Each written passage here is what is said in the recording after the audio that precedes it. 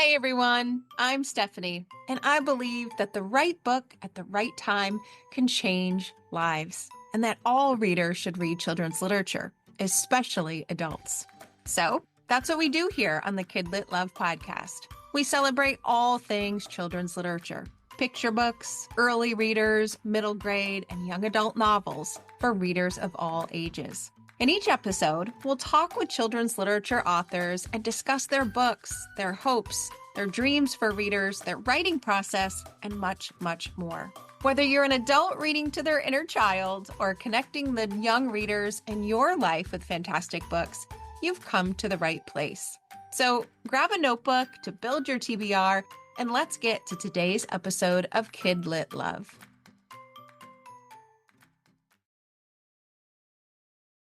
Hey everyone, welcome back to another episode of the KidLit Love podcast. Stephanie Affinito, your KidLit loving host, inviting you back to another bookish conversation with a children's literature author. Today, I'm talking with Erin Entrada Kelly. Erin is the author of the Newbery medal-winning novels Hello Universe and The First State of Being. She's also received a Newbery honor for her novel We Dream of Space. Her other novels include Blackbird Fly, The Land of Forgotten Girls, You Go First, and additional novels for younger readers, including the Marisol Rainey series. She's here today to talk about her newest release, At Last She Stood: How JOEY Guerrero Spied, Survived, and Fought for Freedom. It's a middle grade nonfiction text that explores the intertwined narratives of war, spy stories, immigration, disease, religious devotion, and best of all, hope. It's mesmerizing, it's powerful, and I can't wait to talk to her about it. So let's get right to the episode. Erin, welcome to KidLit Love. I'm so excited that you're here today. Thank you. I'm so excited to be here.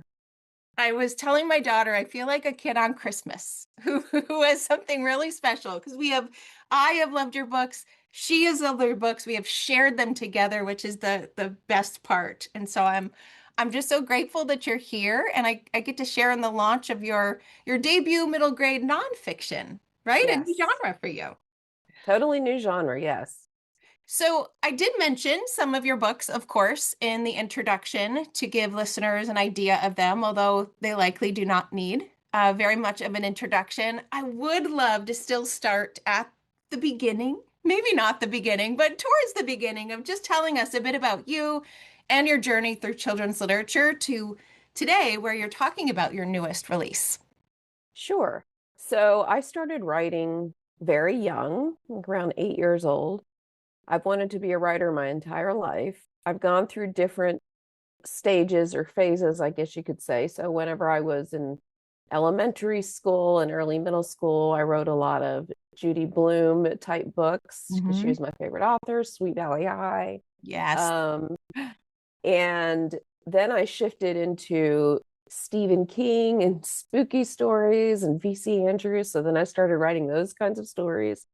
I think most writers will tell you that, early on, or many creators early in their career when they're first starting out, it's a lot of emulating, people that you admire or works you admire as you try to figure out your own voice. So I became a journalist and I was still writing on the side, trying, wanting to accomplish my dream of being a published author. And I couldn't finish a book. And this is like in my 20s. And I'm just thinking, why can't everything would just kind of fizzle out after about 50 pages. So I decided to dive into short stories.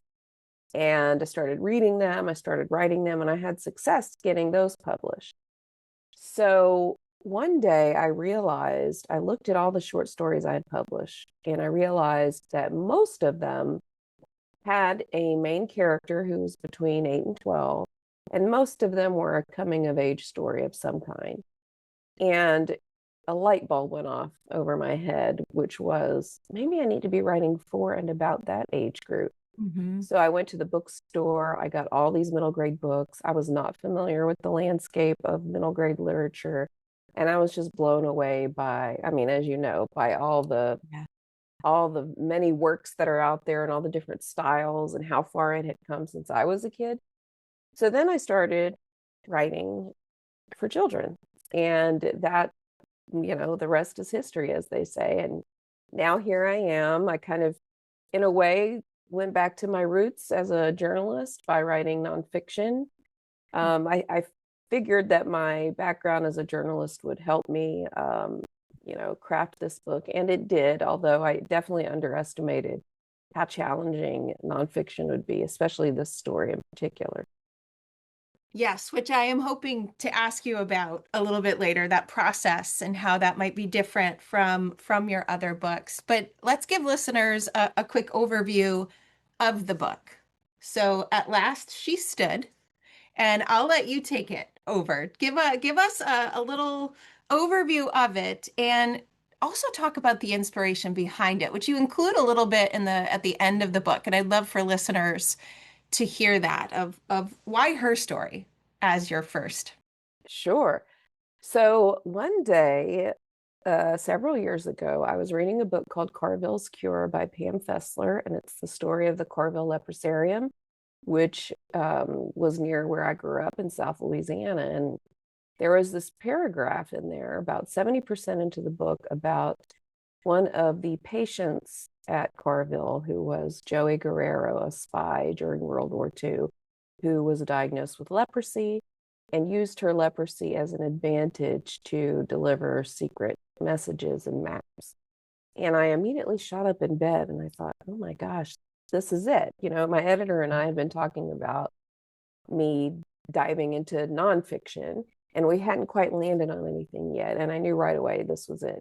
So, I started the process of researching and writing the book. So JOEY Guerrero, her full name is Josefina, but JOEY Guerrero, during World War II, she was a young mother. She had a little toddler. She was married.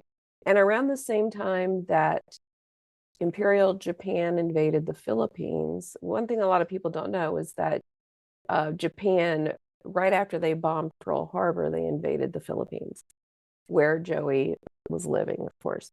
And around the same time, she found out she had leprosy and she believed she wasn't going to live much longer. So she was separated from her husband and daughter, which had to happen by law back then. And she decided to work for the guerrillas, the underground militia, to help the Allies defeat Imperial Japan. So she became a spy. She walked through battlefields. She delivered messages. I mean, she did all these incredible things. And then after the war ended, she was sent to a leprosarium in the Philippines where the conditions were very dire. And she eventually found her way to Carville.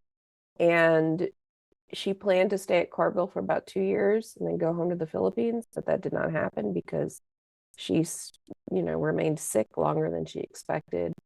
And she actually never went back to the Philippines. She lived the rest of her life in the US. Mm-hmm. So that is the story of JOEY Guerrero in a nutshell.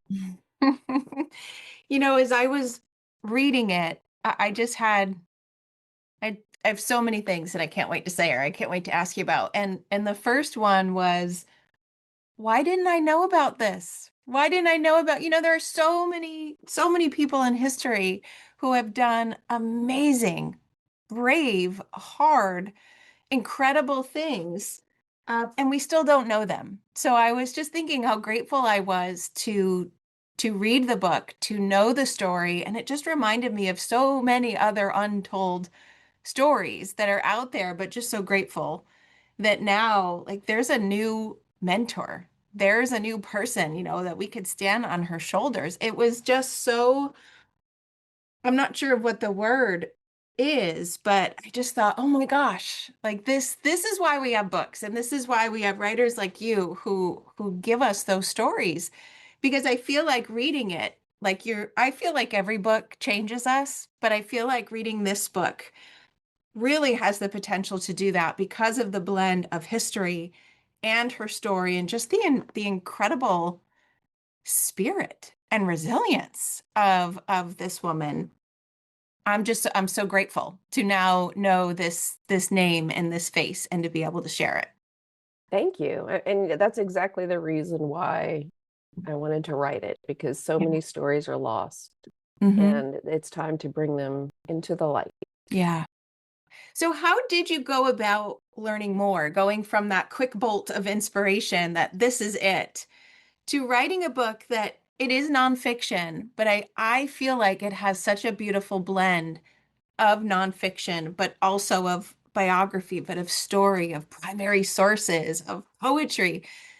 There's just so much in the book. I'm wondering how did you go about writing that versus the other styles of books that you're used to? So that was the big challenge, right? Is how do I make World War II interesting to young readers or Mhm. readers of any age for that matter? How do I tell her story knowing that I have a lot of missing pieces? So, and you said it with the primary materials. I mean, that's where it's at, right? So I read a lot of documents in the National Archives, so many things. I read memoirs of other people's experience of World War II, people who had interacted with Joey. That was incredibly helpful. And I also read, there's another book about Joey for adults called The Leper Spy, which I read. I have a little bit of an issue with the title Leper Spy. I don't think Joey would have appreciated that, but Mhm. I read that. I interviewed people, I talked to librarians. So I did all this stuff. And then, I wind up having this mountain of information. And unlike a novel where I can kind of, fill in, well, you're filling in the whole story, right? Because it's a novel. In this case, I had pieces and I had to figure out how am I going to Yeah. make a picture out of all these pieces. So I had to take all that and then use the tools of any writer, fiction or nonfiction, storytelling, a sense of place, sensory details, all that, to craft a narrative that is hopefully compelling and engaging. Hmm. I personally loved the name is escaping me, but where you turn the page and then there is, a shaded area that's more of a I don't know what is it, a text box of sorts, I guess, where you have this nonfiction information to complement the story that we are learning about her and help to put all those pieces together.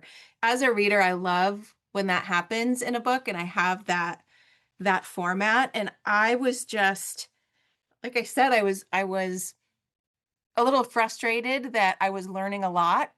I felt like I should know some of this. I should have known this person.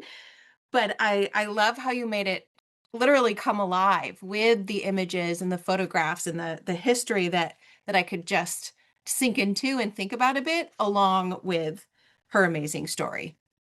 Yes, and that's one of the benefits of nonfiction is we have these sidebars, we have images, we have photographs, because like you said, a lot of people don't know the history. When you think of World War II, a lot of people immediately think of Nazi Germany.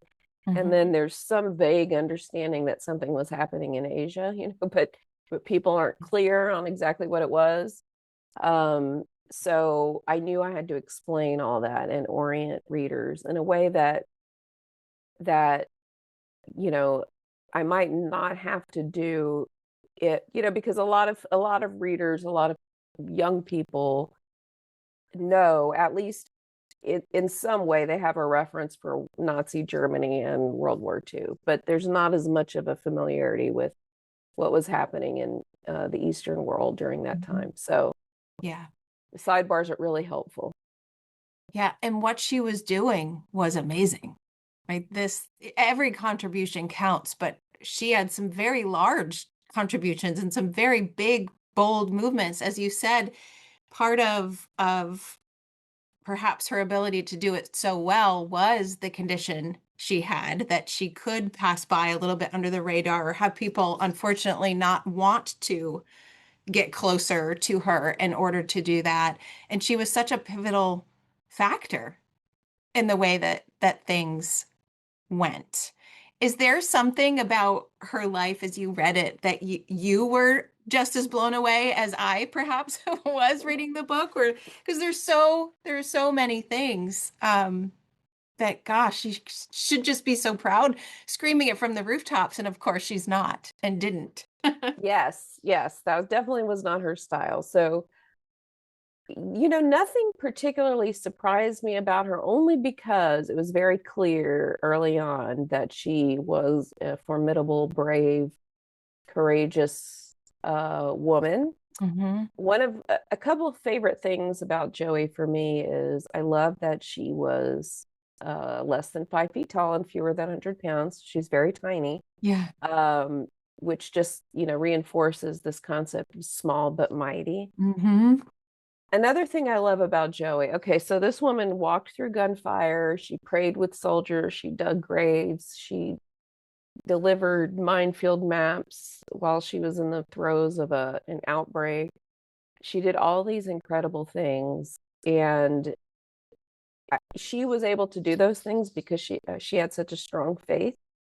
And I think that when you have that strong faith, you're not afraid, or at least you're less afraid of death or what might happen to you, especially if you think you're already going to die. But Right. one of my favorite things about Joey is that later in life, she got a college degree, she got a master's degree, she went into the Peace Corps. And by this time, she was in her late 40s, her 50s. And to me, that just, really brings to light what kind of person she was. It's not easy to go back to school when you're in your late 40s and everyone around you is, Right. 20 years old.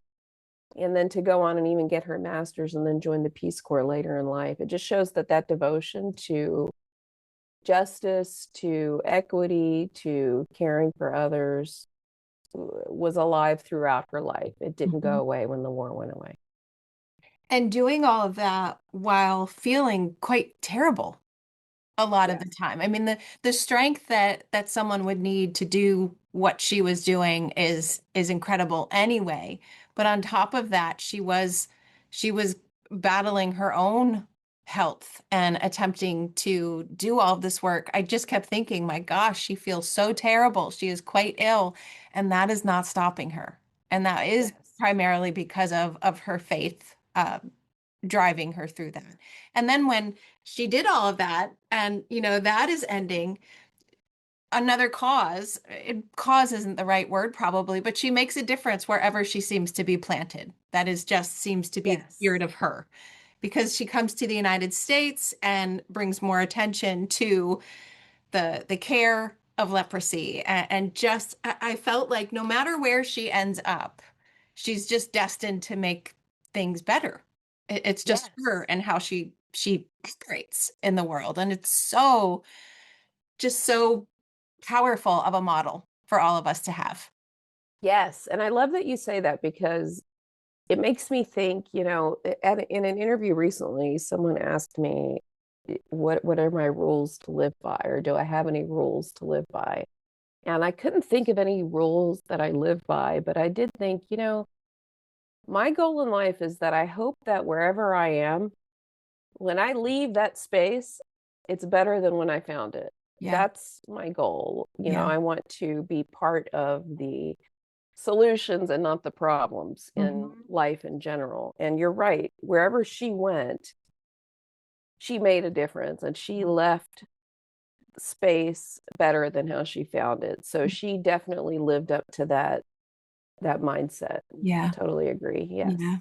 It's such a beautiful mentor. Yes.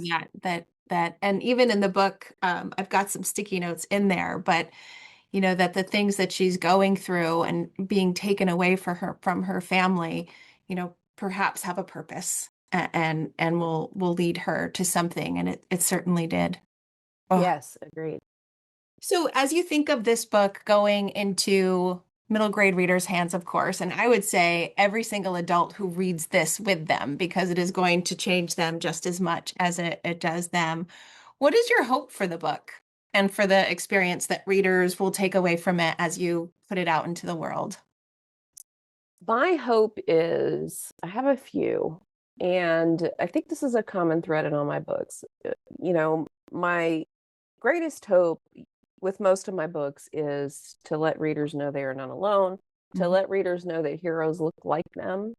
So, for example, that detail about her being so small, in America in particular, we often conflate strength with bravado or size or charisma and all these things, but that's not really what strength is. Yeah. And it's important for young people to learn that, number one, because they're coming up in the world where they have very little autonomy because adults are telling them what they need to do and where they need to go all the time. And also, as they're shaping their view of what heroes, quote unquote, look like, my hope is that they don't just imagine the loudest, biggest, brawniest man who's taking up all the space, but they also recognize that it could be them. It could be this 4'11", 90-pound woman who looks like someone's sweet grandma who's actually a badass. That's I right. mean, that's what I hope, readers take away. Yes. Yes, I love that. That is exactly it. You would never know from looking at her, right, that she did these amazingly hard, difficult, challenging things and kept it close to her. She was not someone to share that freely and to seek out those accolades. She was just doing what she felt was right in the moment where she was. Yes, and she even has that quote that I love where she says, "I did what anyone else would have done." And I think, yeah, Jenny, Yeah. I don't think that's true. I don't know if I would have done that, but Right. I like to think that I would have, but Yeah. um, you know, Yeah. And now, these middle grade readers who are lucky enough to get this book in their hands won't have to wait till their mid 40s like I did to have a new mentor. yes, To look up to. exactly. So before we wrap up, I do always love to ask authors if there's anything that they're working on in the moment that you might be able to hint to or give us a sneak peek into. So is there anything that you would like to or are able to share with listeners? Oh, I am always working on multiple things. So, I actually have two more books coming out this year. I have another book in my Marisol Rainey series. It's called Your Turn, Marisol Rainey. And Marisol's my little alter ego. So each of her stories are my stories from childhood of something I was afraid of. So in this book, it's illustrated, it's for younger readers. Um, Especially good for independent readers or readers that are just learning how to read on their own. It's the story of Marisol having to speak in front of the class, Mm, so which is always a nightmare it is. for many of us. And then in the fall of 2025, September of this year, I have a book coming out with Scholastic that's a spooky, kind of going back to that spooky era I went through, a spooky ghost story called The Last Resort, and that will also have an interactive game element. And Ooh, I have so many other things in the. I'm a person who always has about 10 irons in the yes. fire. Yes. Because writing is my lifeblood, so I can't seem to stop doing it. So I'm Yeah. just Well, that's good. That's good. We don't want you to stop doing them. I would love to ask one more question. How yes. how do you keep track of all those ideas? Are you a notebooker? Do you have like sticky notes everywhere? Is it just this mental, beautiful collection that keeps running through your head? It's a mix of all of those things, Yeah. but I do have, see, I like to, you showed me your notes earlier and they're handwritten, which I really appreciate because Yes. I do have a lot of notebooks with each project has a different notebook. And Yeah. I'm very much an analog girl, so I write things by hand. Yes. And it's also in my head and in my calendar and all those Mhm. things. Yeah, we're kindred spirits there. I could just take a quick glance of where I am and probably see 8 different notebooks for 8 different reasons Yes, all around me. exactly. Exact same, yes. Oh, wonderful. Well, where is the best place to find you online so that listeners can keep up with you and keep track of these newer books coming out later on? Yes. So I have my website, of course, erinentradakelly.com. And I'm also most active on Instagram, but I am on other platforms at Erin Entrada, Entrada. Okay. I will be sure to put links to those places in the show notes, and of course, links to the books that we've mentioned in the episode, especially At Last She Stood, front and center, right on top, so that listeners can get to them easily. Thank you so much. This was a bookish dream come true for me. So I'm just so grateful you came onto the podcast, and I'm honored to be able to share this book with all of the readers who are lucky enough to get it. Thank you so much. Thank you. And listeners, thank you for listening to another episode of KidLit Love, and I'll see you in the next one.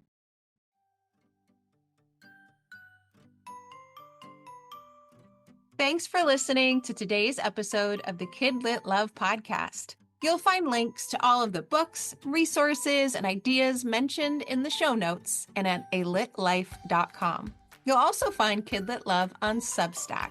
That's where you'll find posts for each episode, monthly KidLit roundups, and an invitation to join my summer book club and go deeper into the world of children's literature. And if you loved this podcast and want more, you might like to listen to my other podcast called Get Literate. It's a podcast that explores all things books and reading, notebooks and writing to build a life you love. One more thing. If you loved what you listened to today, please take a moment to rate and review the podcast, or take a screenshot of the episode and text it to a friend. This helps the podcast grow and builds our bookish community of Kid Lit Love. Thanks for listening.